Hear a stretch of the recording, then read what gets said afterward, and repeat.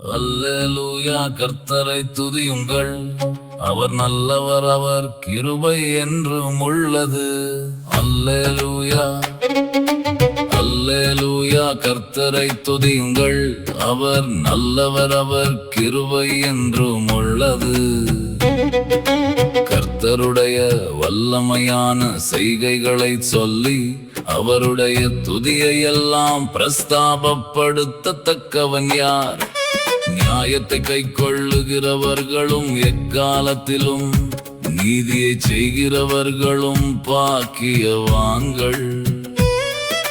கர்த்தாவே, நீர் தெரிந்து கொண்டவர்களின் நன்மையை நான் கண்டு உம்முடைய ஜாதியின் மகிழ்ச்சியால் மகிழ்ந்து உம்முடைய சுதந்திரத்தோடு மேன்மை பாராட்டும்படிக்கு உம்முடைய ஜனங்களுக்கு நீர் பாராட்டும் கிருபையின்படி என்னை நினைத்து உம்முடைய ரட்சிப்பினால் என்னை சந்தித்தருளும்.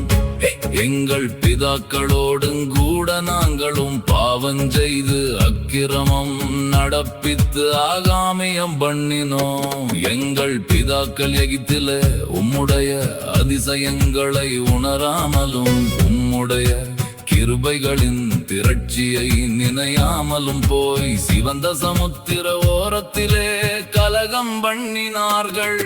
ஆத்தானாலும் அவர் தமது வல்லமையை வெளிப்படுத்தும்படி தம்முடைய நாமத்தின் நிமித்தம் அவர்களை இரட்சித்தார். அவர் சிவந்த சமுத்திரத்தை அதட்டினார், அது வற்றி போயிற்று. தரையில் நடக்கிறது போல அவர்களை ஆழங்களில் நடந்து போக பண்ணினார்.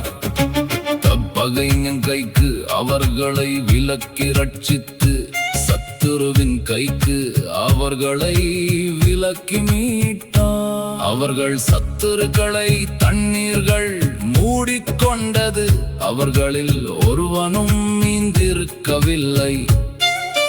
அப்பொழுது அவர்கள் அவருடைய வார்த்தைகளை விசுவாசித்து அவருடைய துதியை பாடினார்கள்.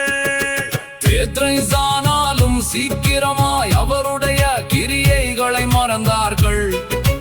அவருடைய ஆலோசனைக்கு அவர்கள் காத்திராமல் வனாந்தரத்தில் இச்சையுள்ளவர்களாகி அவாந்தர வெளியிலே தேவனை பரீட்சை பார்த்தார்கள்.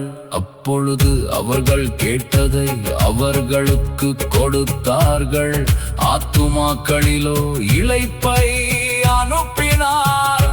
சூடை பாளையத்தில் அவர்கள் மோசேயின் மேலும் கர்த்தருடைய பரிசுத்தனாகிய ஆரோனின் மேலும் பொறாமை கொண்டார்கள்.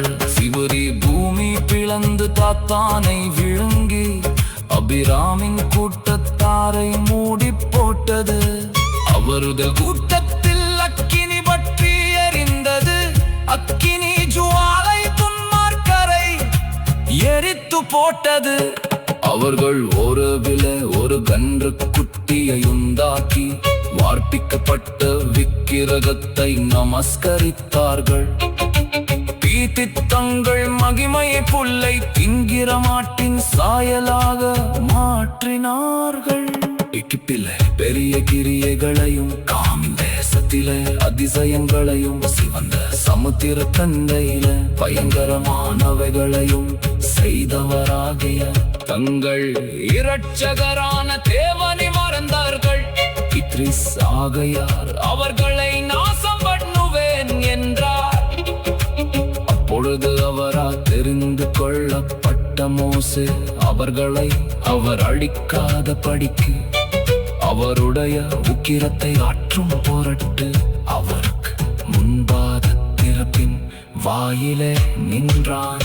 அவருடைய வார்த்தையை விசுவாசியாமல் இச்சிக்கப்படத்தக்க தேசத்தை அசட்டை பண்ணினார்கள். கர்த்தருடைய சத்தத்திற்கு செலி கொடாமல் தங்கள் கூடா